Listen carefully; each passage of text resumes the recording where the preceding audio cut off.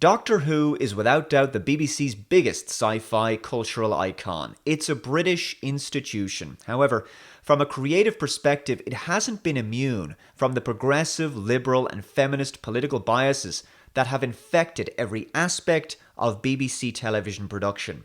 This is the same BBC that has introduced female comedian quotas on comedy panel shows, who recently fired a Radio 4 employee for being white and male in the name of diversity, and wants 8% of its workforce to be lesbian, gay, bisexual, transgender, female, black or disabled by 2020. The meritocracy be damned.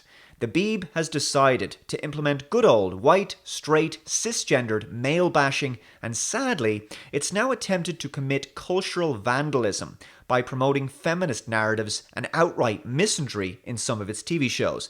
The feminist propaganda in the writing of Doctor Who's Season 9 has been unforgivable. Now, I want to start by saying I don't care about the misandrous things that are being said by the characters in Doctor Who necessarily. What I care about is that it's one-way traffic. This isn't playful, petty banter, and the male characters cannot offer any kind of rebuttal. The angry, man-hating feminist bile that spews out of some of the characters' mouths goes unchallenged.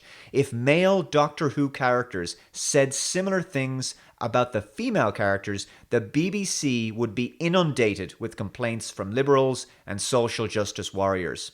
Make a verbal dig at men's expense, no problem. Do the same thing to women. Nuclear apocalypse. As with all liberal media, it's a one-way street. So let's begin with a rundown of the ways in which Doctor Who Season 9 has taken the show to an overly feminist and misandrist position. The first example I'll give you is one from Clara Oswald in the episode The Girl Who Died. Go. Now, go find Vikings on other planets. The universe is full of testosterone. Trust me, it's unbearable. We won't follow you. The universe is full of testosterone. Trust me, it's unbearable. Now again, you might look at this in isolation and think, hey, it's just playful banter. Pretty mild and innocuous. Except, you will never hear a character say, the universe is full of estrogen. Trust me, it's unbearable. That will never happen. That's my point in all this. While women are celebrated by mainstream liberal media, like the BBC, men are the butt of jokes. These constant male put-downs are relentless, very unhealthy, and seen as somehow normal and empowering to female characters. Next up, UNIT. Oh my god, I could write a book about this. The Unified Intelligence Task Force is supposed to be a British military organisation in the series. It's filled with soldiers and scientists, technicians and engineers and frontline infantry, as you might expect. In the modern 21st century take on Doctor Who, UNIT is almost completely comprised of women, from the positions of authority right down to the foot soldiers. I mean, how would this work from a point of view of pure meritocracy? Something the BBC and its writing staff has clearly forgotten.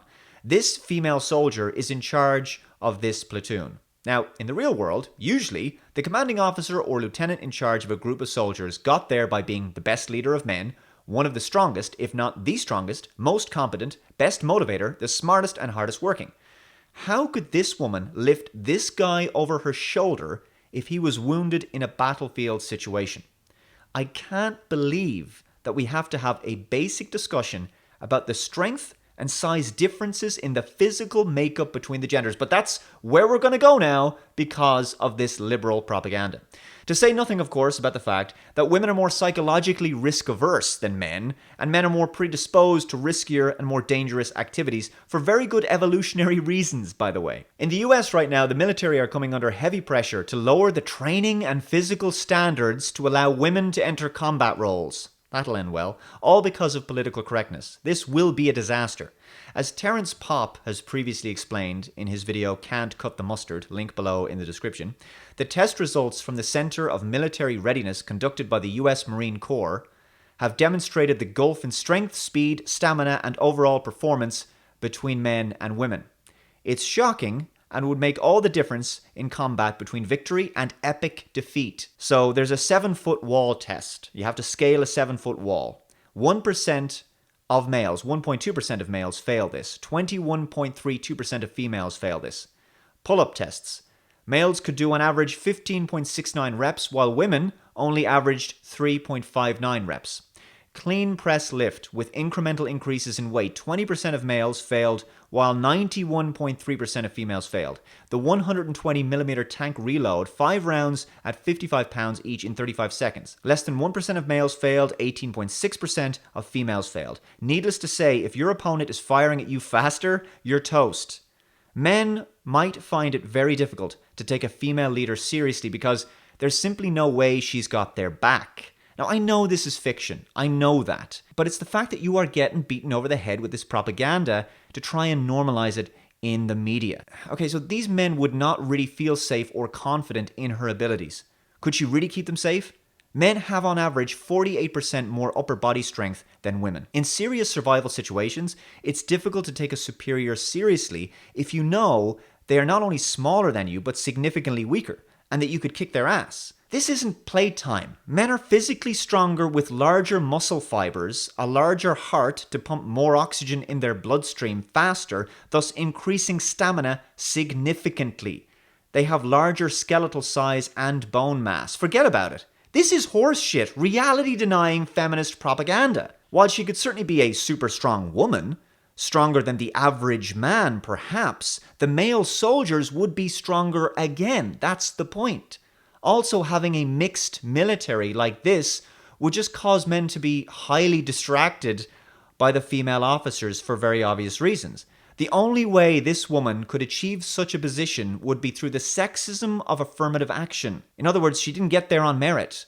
This is just another subtle attack on masculinity, trying to make the genders seem interchangeable and physically equal. Moving on, episode 12, Hellbent. The general, played by Ken Bones, is killed, and wouldn't you know it, in an age of obsession with gender identity politics, he regenerates into not only a woman, but a black woman. Remember those BBC diversity quotas? Anyway, the first line out of this character's mouth is pure misandrist gold. Back to normal, am I? The only time I've been a man, that last body. Dear Lord, how do you cope with all that ego?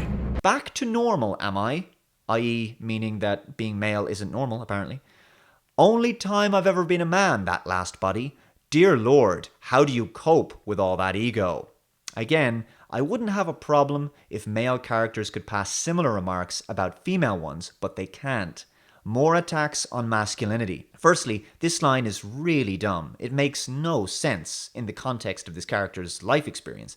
This character has spent a lifetime as a male, so the ego she's referring to is something she obviously learned to cope with. Why the hell is she asking? Doesn't she know the challenges men face? Does she now hate herself for once being male in a previous life?